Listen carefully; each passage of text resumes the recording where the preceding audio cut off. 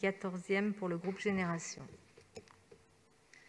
Merci Madame la maire et chers membres de l'exécutif qui avaient agi, contribué et réfléchi autour de AFAV Gabellotto pour cette contribution et cette communication autour de l'emploi.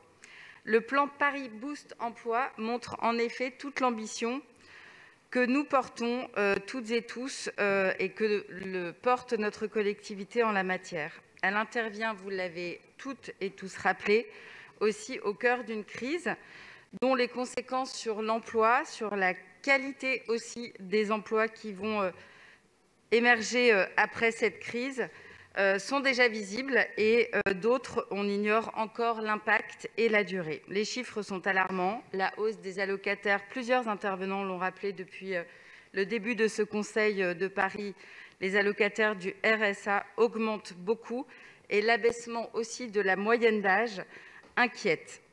Permettez-moi ici d'avoir une pensée aussi pour celles et ceux que les mesures sanitaires privent encore d'activité. Celles et ceux, et vous l'avez rappelé aussi, Madame la maire, en remettant ici en avant les métiers de la culture, les métiers des associations, les métiers de l'économie sociale et solidaire, celles qui font tourner les métiers du commerce de proximité, bien évidemment, celles et ceux qui font vivre notre ville et qui offrent une réelle qualité de vie dans l'ensemble de nos quartiers.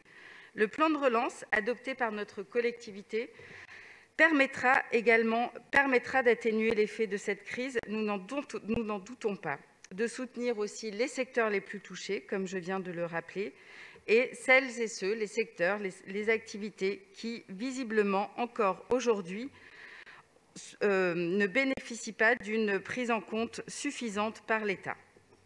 Ces nouveaux publics en situation de précarité saisissent nos services sociaux de proximité de manière de plus en plus pressante et elle appelle de notre part une grande vigilance pour les prendre en charge, pour les accompagner aussi. C'est le sens que nous développons d'une ville et d'une approche inclusive autour de l'emploi, mais pas seulement, dans la globalité de l'appréhension de l'humain, femmes, hommes, jeunes, quel que soit son âge et sa situation.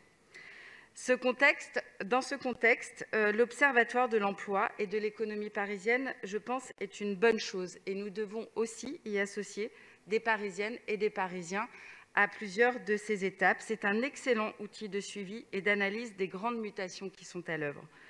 En tant qu'élus locaux, nous n'aurons pas prise sur l'ensemble de ces grandes questions. L'ensemble des grandes questions qui touchent la très grande précarité, l'individualisation encore forcenée de chacun et chacune face à l'emploi et face au travail, l'ubérisation, ça vient de le rappeler. C'est pour ça aussi qu'il ne faut surtout pas que nous lâchions l'objectif d'évaluer et de regarder comment nous pourrions mettre aussi en œuvre un début de revenu universel, inconditionnel, détaché du revenu du travail dans notre collectivité parce qu'il peut s'agir d'un outil très pertinent pour accompagner ces personnes qui auront décroché de l'emploi.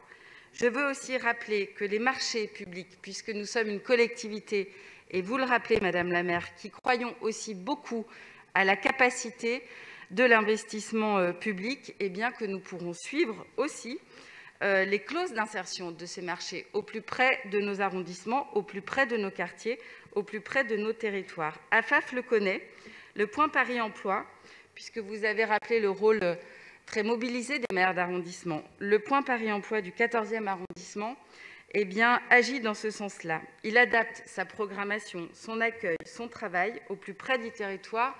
Un arrondissement moyen comme le 14e arrondissement, je le rappelle, c'est tout de même 138 000 habitants et il est essentiel d'avoir une équipe de 2 cadres de la fonction publique parisienne qui puissent adapter cette politique de l'emploi au plus près de ces quartiers, justement de ces marchés publics qui sont en œuvre et au travers des investissements qui développent soit des sources d'emplois pérennes, soit aussi des sources de réinsertion au travers des clauses d'insertion.